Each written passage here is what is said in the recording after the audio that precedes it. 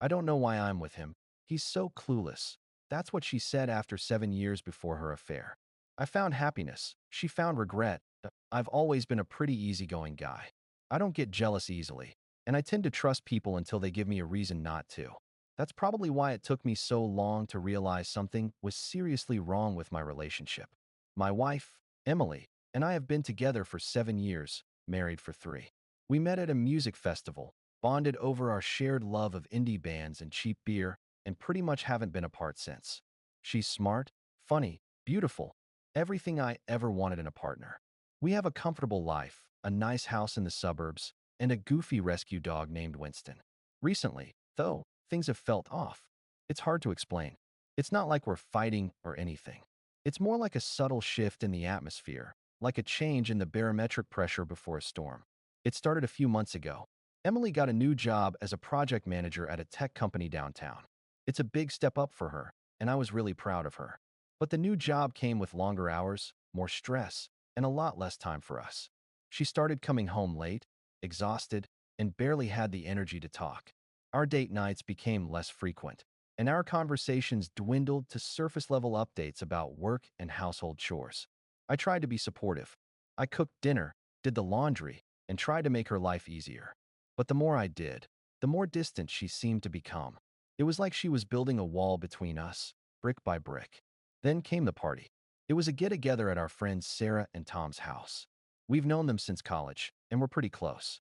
It was supposed to be a fun, casual night with good food, good music, and good company. But from the moment we arrived, I felt uneasy. Emily seemed different. She was overly friendly with everyone, laughing a little too loudly at their jokes, and touching their arms a little too often. She seemed determined to be the life of the party, and I felt like I was just there.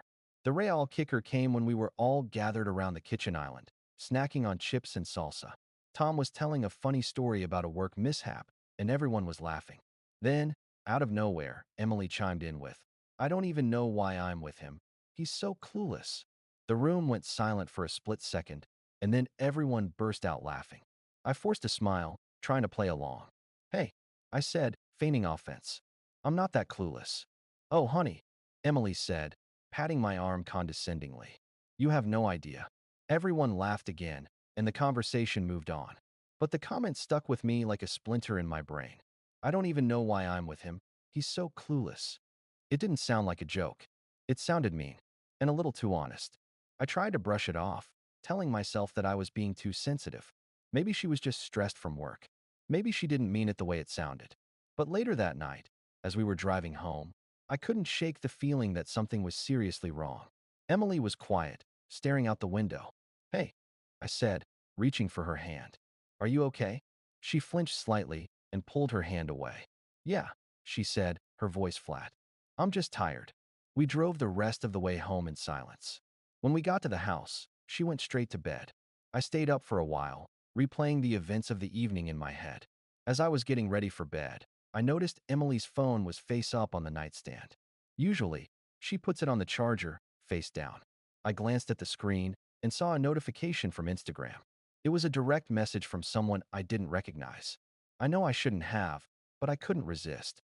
I picked up her phone and opened the message. It was a picture. A picture of Emily, with another MAN.MY heart hammered against my ribs as I stared at the picture on Emily's phone. It was a selfie. Emily was smiling, her arm around a man I didn't recognize. He was tall, dark-haired, and had a confident, almost arrogant look on his face. They were standing in what looked like a bar, judging by the dimly lit background and the half-empty glasses on the table. The picture itself wasn't overtly suggestive. They weren't kissing or anything. But there was something about the way they were standing, the way they were looking at each other, that made my stomach churn. It was intimate, familiar. I scrolled through the rest of the messages, my hands shaking. There were only a few, and they were mostly innocuous. "Had fun tonight. Thanks for the drink. See you soon." But the tone felt flirty, coded. I checked the sender's profile. His name was Jake Miller, and his profile picture was a close-up of his face. He looked to be around Emily's age, maybe a little older. His bio simply said, "Project Manager at Tech Solutions." My blood ran cold. Tech Solutions was a rival company to Emily's new employer. I quickly closed the app and put her phone back on the nightstand, trying to act like nothing had happened. But my mind was racing. Who was this guy? How did Emily know him? And why was she exchanging flirty messages with him? I couldn't sleep that night. I tossed and turned, replaying the picture and the messages in my head. I kept thinking back to Emily's comment at the party. I don't even know why I'm with him. He's so clueless. Was she saying that because she was already seeing someone else?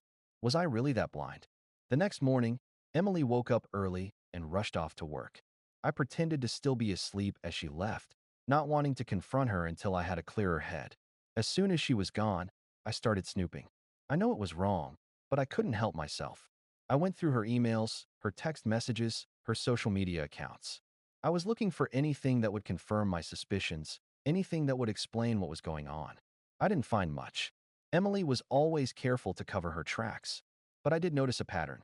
She was spending a lot of time working late at the office, often on nights when Jake Miller was also tagged in social media posts at bars and restaurants downtown.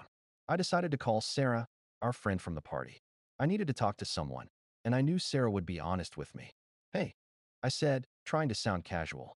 "How are you?" "I'm good," Sarah said. "What's up?" "I just wanted to ask you about something," I said. "Remember Emily's comment at the party the other night? About me being clueless?" There was a pause. "Yeah," Sarah said slowly. "I remember. Did that seem weird to you?" I asked. Sarah hesitated for a moment. "Honestly," she said, "yeah, it did. Emily's been acting a little strange lately. We've all noticed it." "What do you mean?" I asked, my voice trembling. "Well," Sarah said, "she's been spending a lot of time with this guy from another company. Jake, I think his name is. They've been working on a joint project together. We've seen them out a few times. She seems really into him." My heart sank. Have you seen anything inappropriate?" I asked, dreading the answer. Sarah hesitated again. "I don't want to say anything for sure," she said. "But there's definitely a vibe. They're always laughing and touching each other. It's a little too friendly, if you ask me." I felt like I'd been punched in the stomach. "Did anyone else notice?" I asked. "Yeah," Sarah said. "We all did. We were going to say something to you, but we didn't want to cause trouble if we were wrong. So, everyone knew," I said, my voice barely a whisper. "Everyone knew but me." "I'm sorry," Sarah said. "We should have told you sooner." "It's okay," I said, trying to compose myself. "I appreciate you being honest with me." We talked for a few more minutes, but I wasn't really listening. My mind was spinning. My wife, the woman I loved, was having an affair, and all my friends knew about it. That evening, I waited for Emily to come home. I paced around the living room, trying to figure out what to say. I wanted to confront her, to demand the truth. But I was also terrified of what she would say. Finally, I heard the key in the door. Emily walked in, looking tired and stressed. "Hey," she said, giving me a weak smile. "How was your day?" "We need to talk," I said, my voice trembling slightly. Emily's face paled. "About what?" she asked, her eyes darting around the room. "About Jake," I said. "About the picture. About everything." Emily froze. Her eyes widened, and her face turned white as a sheet. She opened her mouth to say something, but no words came out. Suddenly, her phone rang. She looked at the screen, her eyes filled with panic. "It's Jake," she said, her voice barely a whisper. I, I need to take this." She turned and ran out of the room, leaving me standing there, alone and heartbroken. I could hear her muffled voice in the hallway, but I couldn't make out what she was saying. After a few minutes, she came back into the room. Her face was pale, and her eyes were filled with tears. I, I need to tell you something," she said, her voice shaking. Before she could say anything else, Winston, our dog, started barking frantically at the front door. I went to open it, and standing there was a delivery guy holding a large bouquet of flowers. "Delivery for your name," he said. I took the flowers and closed the door. As I turned back to Emily, I saw her face. She looked absolutely terrified. I glanced at the card attached to the flowers. It read, "Thinking of you, Jake." The bouquet of flowers felt like a physical blow. The bright, cheerful colors seemed to mock the devastation I was feeling inside. I stared at the card, the simple message, "Thinking of you, Jake," burning into my brain. Emily stood frozen, her face a mask of fear and guilt. She didn't say a word, as if waiting for me to explode. Part of me wanted to scream, to throw the flowers at her, to unleash all the rage and pain that had been building up inside me. But another part of me just felt numb, empty. I walked over to the kitchen counter and dropped the flowers on the surface. The vase rattled, but I didn't care. So, I said, my voice flat and emotionless. I guess that pretty much confirms it, doesn't it? Emily finally found her voice. I, I can explain, she stammered. Explain what? I said, turning to face her. Explain how you've been lying to me for months? Explain how you've been sneaking around with this guy behind my back. Explain how you've been making me feel like I'm not good enough. It's not like that, she said, her voice trembling. It just happened. I didn't mean for it to happen. Oh, I see. I said, my voice dripping with sarcasm. You just accidentally fell into bed with another man? You accidentally exchanged flirty messages with him? You accidentally accepted a bouquet of flowers from him? No, she said, tears streaming down her face. It's more complicated than that. I, I've been feeling lost lately. I haven't been happy. I thought maybe this could make me happy. So, you decided to cheat on me instead of talking to me? I said, my voice rising. Is that what you're saying? I know it was wrong, she said. I know I hurt you. I'm so sorry. But please, just try to understand. Understand what? I said, my voice cracking.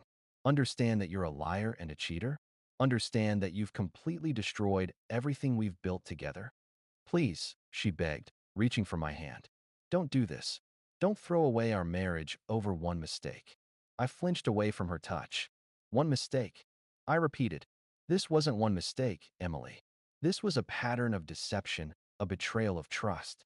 You've been lying to me for months, and you expect me to just forgive you. I'll do anything, she said, her voice desperate. I'll quit my job. I'll cut off contact with Jake. I'll go to therapy. Just please, give me another chance. I looked at her, really looked at her, and I realized that I didn't even recognize her anymore. This wasn't the woman I had fallen in love with, the woman I had promised to spend my life with. This was someone else. Someone I didn't know and didn't want to know. It's too late, I said, my voice cold and hard. I'm done. What? She said, her eyes widening in disbelief. What are you saying? I'm saying that I want a divorce, I said. I want you out of my house, out of my life. Emily burst into tears. No, she sobbed. You can't do this. I love you. Please, don't leave me. I loved you too, I said. But that's not enough anymore. I turned and walked away, leaving her standing there, sobbing uncontrollably. I went to the bedroom and started packing a bag. I didn't know where I was going to go, but I knew I couldn't stay there another minute. As I was throwing clothes into my suitcase, Emily came into the room. She was still crying, her face red and blotchy. Please, she said, her voice pleading. Just tell me what I can do to fix this. Tell me what I can do to make you stay. I stopped packing and looked at her. It's not about fixing anything, I said. It's about trust. You broke my trust, Emily. And once that's gone, there's nothing left. I finished packing my bag and walked towards the door. As I reached for the doorknob, Emily grabbed my arm. Please, she said, her voice desperate. Don't leave me alone. I looked down at her hand, gripping my arm with a surprising amount of strength. And in that moment, I realized something. She wasn't afraid of losing me. She was afraid of being alone. I gently pried her hand off my arm and opened the door. You're not alone, I said. You have Jake. And with that, I walked out of the house, leaving her standing there, alone with her tears and her regrets. I didn't have a plan. I didn't know where I was going to go or what I was going to do. All I knew was that I couldn't stay in that house any longer. It was poisoned. I drove aimlessly for hours, trying to clear my head. Finally, I ended up at a cheap motel on the outskirts of town. I checked in, went to my room, and collapsed on the bed. As I lay there, staring at the ceiling, my phone buzzed. It was a text message from Emily. Please come home, it read. I made a mistake. I'm so sorry. I love you. I stared at the message for a long time, my heart aching. Part of me wanted to go back, to forgive her, to try to make things work. But another part of me knew that it was impossible. The damage was done. I closed my eyes and took a deep breath. Then, I typed out a reply. I need some time, I wrote. I'll be in touch. I sent the message and turned off my phone. I didn't want to talk to her. I didn't want to hear her excuses. I just wanted to be alone. As I drifted off to sleep, I couldn't help but wonder what the future held. Would I ever be able to trust someone again? Would I ever be able to find happiness again? And then, just as I was falling asleep, my phone buzzed again. I groaned and reached for it, expecting another message from Emily. But it wasn't from Emily. It was from an unknown number. The message read, "She's not worth it. You deserve better. I can help you." The cryptic text message jolted me awake. "She's not worth it. You deserve better. I can help you." My mind raced. Who would send something like that? And what kind of help could they possibly offer? Paranoia set in. Was this some kind of twisted prank?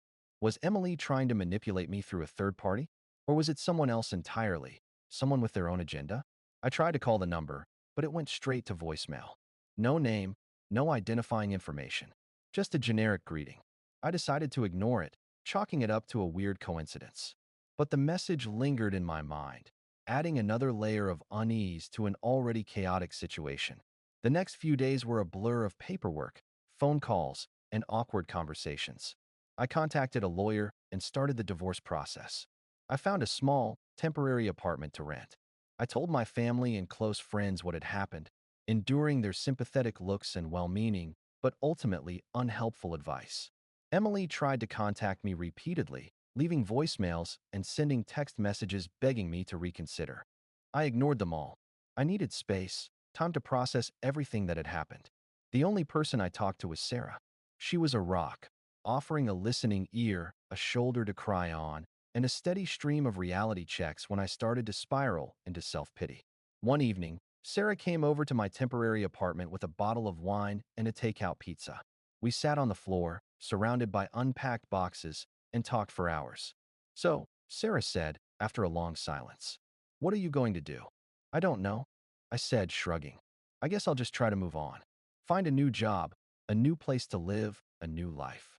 "That sounds daunting," Sarah said. "It is," I admitted. "But I don't see any other option. I can't go back to Emily. I just can't."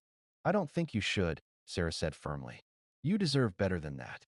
You deserve someone who values you, who respects you, who would never betray you." "I know," I said. "It's just hard. I loved her, you know. I thought we were going to spend the rest of our lives together." "I know," Sarah said, squeezing my hand. "But you'll find someone else. Someone who's actually worthy of your love." We talked for a while longer, and then Sarah left. As I was cleaning up, my phone buzzed. It was another message from the unknown number. "Meet me tomorrow at the coffee shop on Main Street at noon." It read, "I have information you need to know." I hesitated. Should I go? Was this a trap? Or was it a genuine offer of help? Curiosity got the better of me. I decided to go. The next day, I arrived at the coffee shop a few minutes before noon. I scanned the crowd, trying to spot someone who looked suspicious or out of place. Then I saw her, a woman sitting alone at a table near the window. She was tall, elegant, and had a sharp, intelligent look in her eyes. She was holding a newspaper, but she kept glancing at the door, as if expecting someone. As I approached her table, she looked up and smiled. "You must be, your name," she said. "Yes," I said cautiously. "And you are?" "My name is Lisa," she said. "Please sit down." I sat down across from her. "So," I said, "you're the one who sent me those messages?" "Yes," she said. "I have some information about Emily and Jake that I think you should know." "What kind of information?" I asked, my heart pounding. Lisa leaned forward, lowering her voice. "Jake isn't just some random coworker," she said. "He's a known womanizer. He's had affairs with multiple women at his company. He's even been sued for sexual harassment." I was stunned. "How do you know all this?" I asked. "I used to work at Tech Solutions," Lisa said. "I saw what Jake did to those women. I tried to warn Emily, but she wouldn't listen." "You tried to warn her?" I said, confused. "When?" "A few months ago," Lisa said. "I saw them flirting at a company event. I pulled Emily aside and told her what Jake was like. I told her he was bad news." "And what did she say?" I asked. "She didn't believe me," Lisa said. "She said I was just jealous. She said Jake was different with her." I shook my head in disbelief. "So, she knew what he was like," I said, "and she still went ahead with it?" "I'm afraid so," Lisa said. "I'm sorry. I know this is hard to hear. Why are you telling me all this?" I asked. "Why do you care?" "Because I hate seeing people get hurt," Lisa said. "And I hate seeing Jake get away with his behavior. I thought you deserved to know the truth." We talked for a while longer, and Lisa shared more details about Jake's past. She also gave me some advice on how to navigate the divorce process and protect myself financially. As I left the coffee shop, I felt a strange mix of emotions. I was angry, hurt, and betrayed. But I was also grateful to Lisa for telling me the truth. I spent the next few months focusing on myself. I went to therapy, exercised regularly, and reconnected with old hobbies. I even started dating again. It wasn't easy. There were setbacks and disappointments. But slowly, gradually, I started to heal. One day, I was walking Winston in the park when I saw Emily. She looked different, thinner, more tired, and less vibrant. She saw me too, and her face paled. She hesitated for a moment, then walked towards me. "Hi," she said, her voice barely a whisper. "Hi," I said. "How are you?" she asked. "I'm good," I said. "How are you?" "Not so good," she said. "Jake left me. He ran off with another woman." I didn't say anything. I just looked at her. "I messed up," she said, tears welling up in her eyes. "I made a mistake. I lost everything." "I know," I said. "I'm so sorry," she said. "I'll never forgive myself." "I know," I said again. We stood there in silence for a moment, and then I turned and walked away. As I walked away, I realized that I didn't feel angry anymore. I didn't feel hurt. I didn't even feel sorry for her. I just felt indifferent. I had finally moved on. A few years later, I met someone new. Her name was Sarah, and she was everything I had ever wanted in a partner. She was kind, compassionate, and supportive. She valued me for who I was, and she would never do anything to hurt me. We got married, bought a house, and started a family. I finally found the happiness I had been searching for. And as I looked at my wife and my children, I knew that I had made the right decision. I had walked away from a toxic relationship, and I had created a new life for myself. A better life. And that, I realized, was the ultimate revenge.